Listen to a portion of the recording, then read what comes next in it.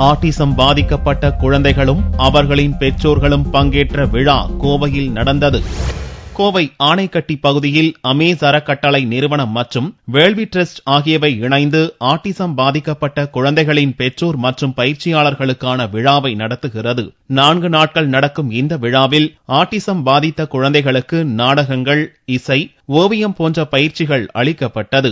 Autism குழந்தைகளின் பெற்றோரும் தாங்கள் கற்றுக்கொண்ட பயிற்சிகளை செய்து காட்டினர். தொடர்ந்து நடக்கும் இவ்விழாவில் ஆட்டிசம் துறையில் அனுபவம் வாய்ந்த மும்பை லைட் ஹவுஸ் பவுண்டேஷன் இயக்குநர் GL பட்டேட்கர், அமெரிக்காவைச் சேர்ந்த மருத்துவர் ரெபேகா மற்றும் ஜோசி உள்ளிட்டோர் பங்கேற்று பல்வேறு பயிற்சிகள் குறித்து விளக்கம் அளிக்கின்றனர். இந்த பயிற்சியில கலந்துக்கிறதுனால பெற்றோர்களுக்கு ஒரு மனநிறைவும், அந்த குழந்தையுடைய குறை என்ன, அதை எப்படி அவன் வாழ்க்கையில் முன்னேறணும், எந்த துறையில் அவனை கொண்டு வரலாம் அப்படிங்கிற ஒரு விழிப்புணர்ச்சி கிடைக்குது.